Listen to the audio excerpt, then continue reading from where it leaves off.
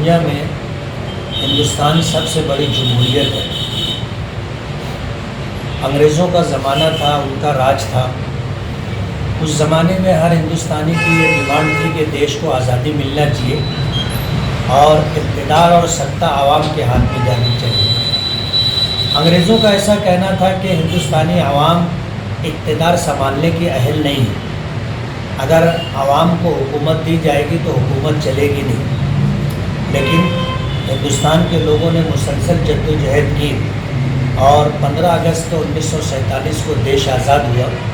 دیش کی آزادی کے بعد ایک دنیا کی سب سے بڑی جمہوریت اور سیکولرزم کو کیسے چلایا جائے اور اقتدار عوام کے ہاتھ میں ہے، اس کے لیے کیا سنویدھان اور قانون بنایا جائے، اس کے لیے ڈاکٹر بابا صاحب امبیڈکر کی سرکردگی میں 200-250 افراد پر مشتمل ایک کمیٹی تشکیل دی گئی، جس نے 2 سال 11 مہینے 18 دن کے اندر ہندوستان کے لیے ایک سنویدھان اور قانون بنا کر کے دیا۔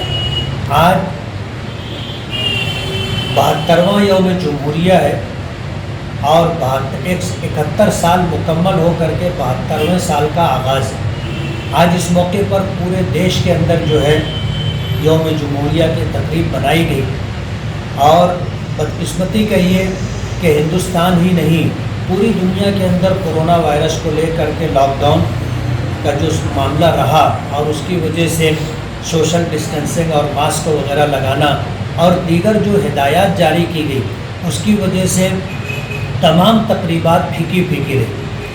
ہندوستان میں بھی یہی صورتحال ہے، اور خاص طور پر جو ہے ہمارا مالیگاؤں شہر جو ہے، یہاں پر یوم جمہوریہ اور اسی طرح 15 اگست کی جو تقریبات ہے بڑی آن بان اور شان کے ساتھ منائی جاتی ہے۔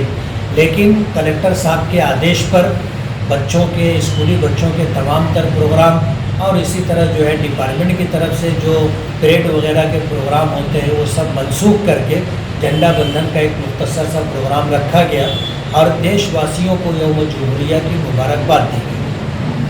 ہمارا شہر مالیگاؤں جو ہے ہندوستان میں تاریخ بناتا ہے۔ ابھی پچھلے سال آپ نے دیکھا ہوگا CAA اور اسی طرح جو ہے NRC کو لے کر کے پورے دیش میں خاص طور پر اقلیتوں میں جو بے چینی رہی، اس کے لیے دھرنا آندولن چلتا رہا۔ پچھلے سال یوم جمہوریہ کے موقع پر پورے دیش کے اندر یوم جمہوریہ کی تقریبات کے ساتھ ساتھ NRC اور CAA کے خلاف جو ہے شاہین باغ کے طرز پر شاہین باغ کا نام لے کر کے دھرنا آندولن کیا جاتا رہا۔ اس موقع پر پورے ہندوستان کے اندر شعراء نے ایسے اشعار اور ایسی نظمیں کہیں جس سے ہندوستان کے دستور اور سنویدھان میں جو تمہید ہے اس کا تذکرہ کیا گیا۔ پارلیمنٹ کے اندر 6.5 فٹ کے پتھر کے اوپر ہندوستان سنویدھان کی تمہید لکھی ہوئی ہے۔ مالیگاؤں میں جو ہے آج شہیدوں کی یادگار کے بالکل سامنے 7 فٹ کے پتھر کے اوپر جو ہے ہندوستانی سنویدھان دستور کی تمہید لکھ کر کے اسے آویزہ کیا گیا، اور یہی تمہید اردو میں بھی ہے اور سنویدھان کی یہ تمہید مراٹھی اور انگلش میں بھی ہے۔ ایک سہ گوشہ تکونی عمارت ستون کی شکل میں ہے، جس پر اس پتھر کو آویزہ کیا گیا ہے اور اس کے اوپر اشوک استمبھ لگایا گیا ہے، اور پورے ہندوستان کو یہ پیغام دینے کی کوشش کی گئی ہے کہ ہندوستان میں اقلیتیں اور خاص طور پر مسلمان سنویدھان اور دستور آئین پر یقین رکھتے ہیں، اور اسی کی یاد دہانی کے لیے ایسی ایک عمارت تعمیر کی گئی اور اس پر ہندوستان کے سنویدھان کا جو ہے پتھر کندہ کیا ہوا آویزہ کیا گیا۔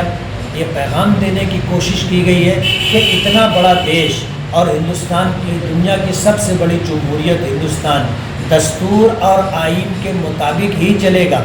جس دن دستور کو بدلے جانے کی کوشش کی گئی، یکساں سول کوڈ نافذ کرنے کی کوشش کی گئی، یا کسی مذہبی حکومت کو لادنے کی کوشش کی گئی، تو ہندوستان کا متحد رہنا مشکل ہو جائے گا۔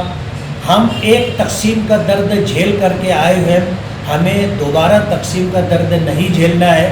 اس لیے قانون کی پاسداری اور برسر اقتدار جو لوگ ہیں उनको हम ये पैगाम देना चाहते हैं कि हिंदुस्तान का वो आईन और कानून जो बाबा अम्बेडकर साहब ने 26 जनवरी 1950 को देश में लागू करवाया था, उस कानून की पासदारी और उसकी हिफाजत और उसको बाकी रखना हम हर हिंदुस्तानी की जिम्मेदारी है।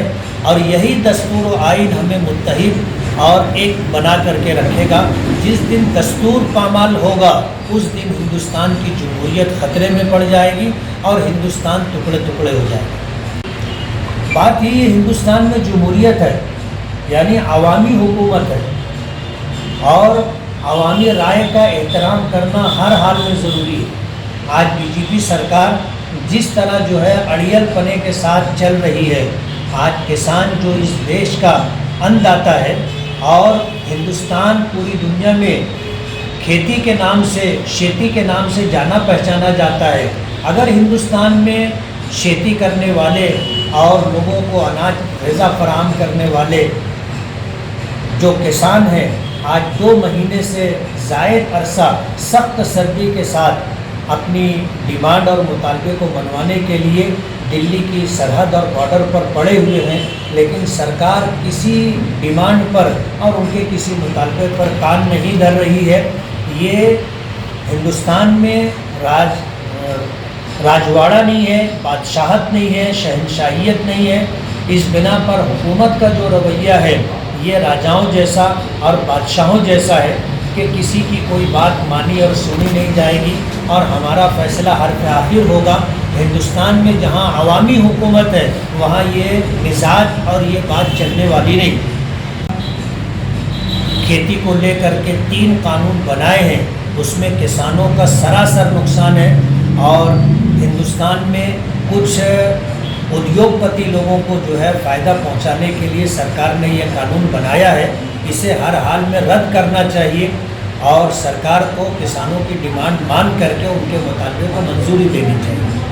मैं नौजवानों को ख़ास तौर पर ये पैगाम देना चाहूँगा कि यौम जमहूरिया 26 जनवरी हो या यौम आज़ादी 15 अगस्त हो, हम लोगों में जो ख़ास तौर पर नौजवान बच्चों में ये बात है कि मोटरसाइकिल पर 2-2, 3-3 सीट बिठा करके जिस तरह वो मोटरसाइकिल दौड़ाते हैं, ये बहुत घातक और ख़तरनाक है। खुद मोटरसाइकिल चलाने वालों के लिए, उनके साथ बैठने वालों के लिए और इसी तरह रास्ते पर चलने वाले राहगीरों के लिए। आज मालेगांव में 2-3 हादसा हुए हैं। एक हादसा सरदार नगर में हुआ कि एक स्कूल का बच्चा 26 जनवरी के प्रोग्राम से निकल करके अपने घर जा रहा था, तो मोटरसाइकिल सवार बच्चों ने उसे उड़ा दिया, जिसकी वजह से आज वो बहुत गंभीर हालत के अंदर यशवीन हॉस्पिटल में एडमिट है। सर के पिछले हिस्से पर शदीद चोट आई है। डॉक्टर ने 24 घंटे का टाइम दिया है। और इसी तरह 2 बच्चे जो है नए फारान हॉस्पिटल में एडमिट हैं। ये हमारे नौजवान बच्चों की कोताही है, इससे बचना बहरहाल ज़रूरी है। हम अपनी भी जान की हिफाजत करें, दूसरों को भी जो है महफूज रखें। उसके लिए ये जो हरकत है कि हम मोटरसाइकिल पर तेज़ रफ्तारी के साथ सड़कों पर डबल टिबल सीट चलते हैं और शोर व गौवा करते हैं, चिल्लाते हैं, हार्न बजाते हैं, ये चीज़ अखलाक से गिरी हुई हरकत है और हमारे लिए नुकसानदेह है। इससे रुकना और रोकना ज़रूरी है। आप देख रहे हैं हमारे इस मुल्क के अंदर अक्सरियत के जोन में बरसर इक़्तिदार तबका जो है वो धीरे धीरे से ऐसे ऐसे कवानीन नाफिज कर रहा है जो हिंदुस्तान की आईन और उसके रूह के खिलाफ है। आप याद कीजिए, मान्यवरांना शुभेच्छा देण्यासाठी जात आहेत। यानंतर या कार्यक्रमाची मान्यवरांच्या कृपया मान्यवरांच्या उपस्थितीत पोलीस प्रशासनाने आणि होमगार्ड प्रशासनाने हे जे मुलं बाधी आले त्यांना कृपया बाहेर मान्यवरांना भेटण्यासाठी मालेगाव विभागाचे अप्पर जिल्हाधिकारी धनंजयजी निकम साहेब, माननीय चंद्रजी राजपूत साहेब या ठिकाणी उपस्थित राहतील। आपण आपली पोझिशन घेतील। होमगार्ड त्यांनी आपलं की